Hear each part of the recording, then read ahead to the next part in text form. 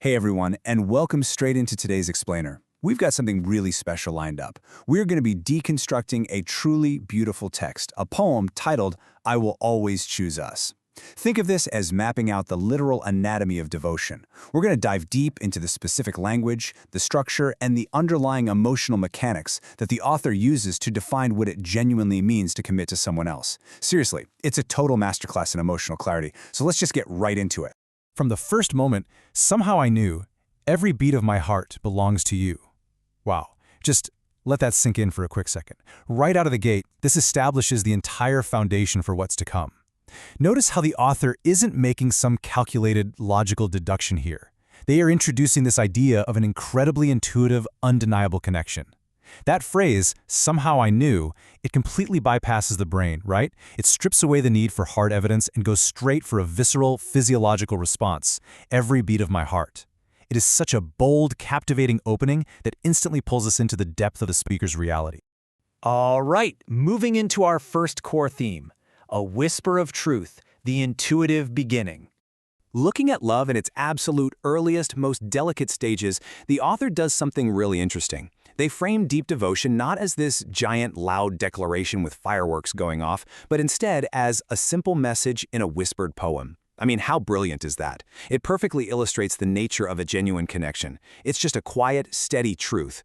The author is basically telling us that real, rock-solid devotion, it doesn't need to shout to be heard. Its true power comes entirely from its intimacy and quiet confidence. Then we get to this line, a quiet truth that says, "You are my home." You know how we usually use the word home, right? We think of a physical structure, four walls, a roof, a literal address. But here, the author completely and quite playfully redefines it. Home is no longer a where, it's a who. It becomes this profound state of emotional safety that your partner provides. It's a sanctuary built out of presence, not bricks. Which brings us to our second section, light in the dark, visualizing dualities. To really prove how strong this relationship is, the author uses this stark, powerful contrast. On one hand, you have all these amazing attributes the partner brings to the table. Warmth, light, calm. But notice what they're up against. They are perfectly balanced against the hardest night and those inevitable times when life gets rough. This shows us that the subject of the poem acts as an essential counterbalance. Because, let's be honest, love isn't just about enjoying the easy, sunny days. It functions as a crucial sanctuary, a stabilizing force against the friction of real life. Basically, the darker the night gets, the more vital that light becomes. So how does this counterbalance actually look in the real world? Well, relationship psychologists are always saying that long-term partnerships survive on micro-interactions, not grand, sweeping gestures. And the text proves this point beautifully through these steadying forces. The partner steadies my days with kindness. It's an active daily habit. We see a gentle truth in smallest ways, reinforcing that those tiny micro-moments are the actual bedrock of the relationship. They lift the heart with shown love, meaning it's not just lip service, it's demonstrated action. And finally, they provide a quiet hope in the things we do. Put it all together and you get a picture of love that is intensely practical, super functional, and just really beautifully grounding.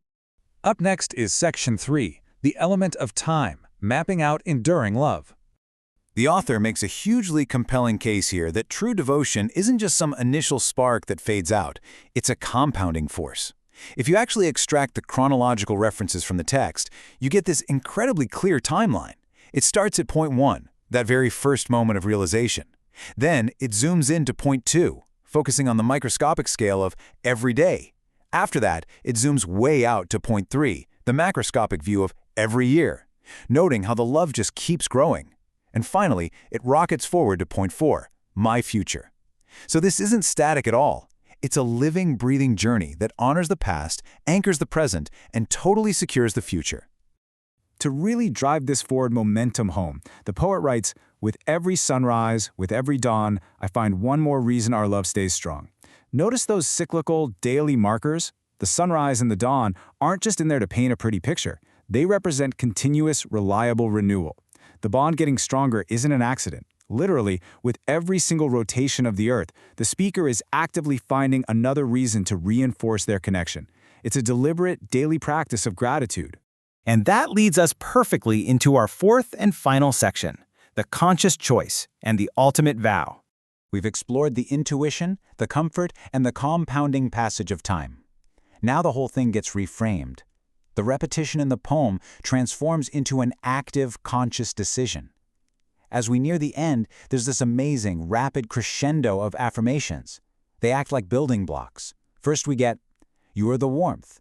This is pure comfort. It's that absolute baseline necessity you need to survive against the cold. Then, the momentum really starts building. You're the strength. We've officially leveled up from the passive comfort of warmth to the active resilience of strength. This is the muscle you need to actually push through when life throws you curveballs. And right here is where the crescendo peaks. You're the trust. This is it. This is the crucial point, right? Because without trust, that warmth totally dissipates, and that strength is completely misdirected. Trust is the absolute, non-negotiable bedrock required for enduring devotion. It's the highest possible compliment and the final necessary ingredient before you make a lifelong promise. Which brings us to the lingering titular line of the entire text. That is why I will always choose us. Honestly, this line is a complete masterstroke. It works on two entirely different levels. First off, it acts as a rock-solid logical thesis statement. That is why. The author has laid out all the evidence, the warmth, the strength, the trust, the calm during the hardest night, and presents this as the only logical conclusion you could possibly reach. But secondly, it is this incredibly powerful romantic vow. I will always choose us. It proves that devotion isn't just about feeling a feeling, it's about a verb, choosing. You have to make that choice again and again, every day, every sunrise, every dawn. So, as we wrap up today's explainer, I want to turn the focus back over to you. In a world of constant, unpredictable change, who is the steady reason you choose us? Deconstructing this poem really shows us that deep devotion starts with intuition, it gets hardened by life's inevitable trials, it proves itself over time, and ultimately it's sustained by a conscious, deliberate daily choice. It's just a fantastic framework for examining our own relationships. So keep looking for that quiet hope and keep actively making that choice. Thanks so much for hanging out with me to explore this text today, and I will catch you in the next one.